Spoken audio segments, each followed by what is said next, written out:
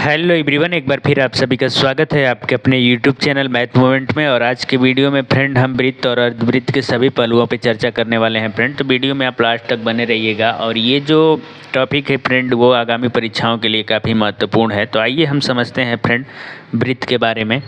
जैसा कि फ्रेंड आपको चित्र में दिखाई दे रहा होगा, ये जो है फ्रेंड एक वृत्त का चिन्ह है। और ये जो है फ्रेंड बिंदु, इसको हम वृत्त का केंद्र कहते हैं और इसको हम ओ से प्रदर्शित करते हैं। और जब वृत्त के केंद्र और ये जो आपको गोला दिख रहा है फ्रेंड, ये वृत्त की परिधि कहलाता है। और जब हम वृत्त की परिधि और केंद्र को मिलाएंगे तो ये जो रेखा प्राप्त होगा फ्रेंड, ये जो है वृत्त का त्रिज्या कहलाता है। और इस रेखा को अगर हम इधर भी बढ़ाएं फ्रेंड, तो जैसा कि आप देख रहे हैं कि ये केंद्र और परिधि के बीच का ही दूरी है, तो ये भी फ्रेंड क्या हो जाएगा, ये भी त्रिज्या ही कहलाता है। तो इस प्रकार से जो वृत्त का त्रिज्या है फ्रेंड, वृत्त का त्रिज्या वो जो है कि आर हो गया। अब जो है कि फ्रेंड जब हम इस लंबी वाली लाइन को अगर देखें तो ये जो है कि दो त्रिज्याओं से मिलकर बना है, आर और आर, यानी 2r। और इसको हम कहते हैं वृत्त का व्यास। तो इस प्रकार से जो वृत्त का व्यास है फ्रेंड,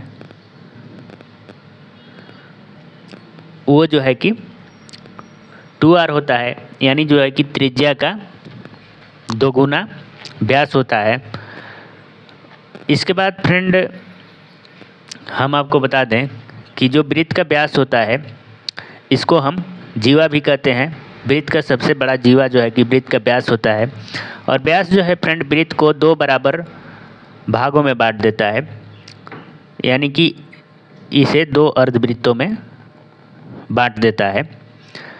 अब हम बात कर लेते हैं फ्रेंड कि वृत्त में कितने त्रिज्या और कितने व्यास हो सकते हैं। तो वृत्त में जो है कि अनंत त्रिज्या और अनंत व्यास हो सकते हैं। अब हम बात करें फ्रेंड वृत्तखंड के बारे में। तो जैसे ही हम यहाँ पे वृत्त के परिधि को मिलाएंगे तो ये जो हमको रेखा मिला उसको हम वृत्त का जीवा कहते हैं, जो कि व्यास से छोटा होता है। और ये जो भाग है फ्रेंड, ये जो है कि छोटा वृत्तखंड कहलाएगा। और ये जो भाग है ये बड़ा वृत्तखंड कहलाता है। तो आप वृत्तखंड के बारे में भी समझ गए होंगे। अब हम बात करेंगे फ्रेंड वृत्त का क्षेत्रफल। तो वृत्त का क्षेत्रफल बराबर होता है फ्रेंड पाई इंटू आर स्क्वायर, जहाँ आर जो है कि वृत्त की त्रिज्या है।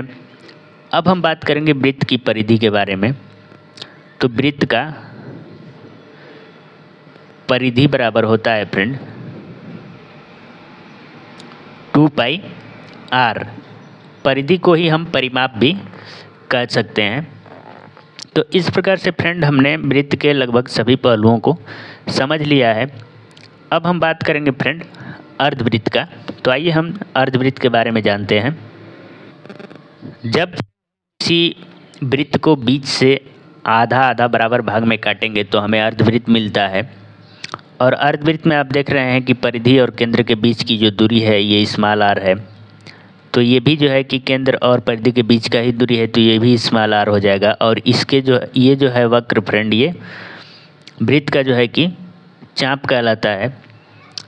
तो वृत्त का हम क्षेत्रफल अगर निकालेंगे फ्रेंड, तो वृत्त का क्षेत्रफल बराबर अर्धवृत्त है ये, अर्धवृत्त का क्षेत्रफल बराबर हो जाएगा फ्रेंड, पूरे वृत्त का क्षेत्रफल होता है पाई आर स्क्वायर। तो अर्धवृत्त का क्षेत्रफल उसका आधा हो जाएगा, यानी 1/2 पाई आर स्क्वायर। अब हम बात करेंगे फ्रेंड अर्धवृत्त के परिमाप का। अर्धवृत्त का परिमाप। तो अर्धवृत्त का जो परिमाप होता है फ्रेंड, वो जो होता है इस रेखा की लंबाई फ्रेंड जो कि r प्लस आर है, यानी कि 2r है। और जो परिधि का जो इस वक्र का जो लंबाई होगा फ्रेंड वो पाई आर होगा, क्योंकि पूरे वृत्त का जो परिधि होता है फ्रेंड वो 2 पाई आर होता है। और 2 पाई आर का जो आधा हो जाएगा फ्रेंड वो पाई आर हो जाएगा, क्योंकि पाई आर प्लस पाई आर मिल के 2 पाई आर बना है। तो ये जो वक्र है फ्रेंड इसका जो लंबाई होगा वो पाई आर हो जाएगा। और ये जो व्यास का लंबाई है फ्रेंड वो 2r है। इस प्रकार से जो अर्धवृत्त का परिमाप हो गया वो पाई आर प्लस 2r हो जाएगा। आप देख रहे हैं कि इन दोनों में r कॉमन है, तो r को कॉमन करेंगे तो पाई प्लस 2 हो जाएगा वृत्त का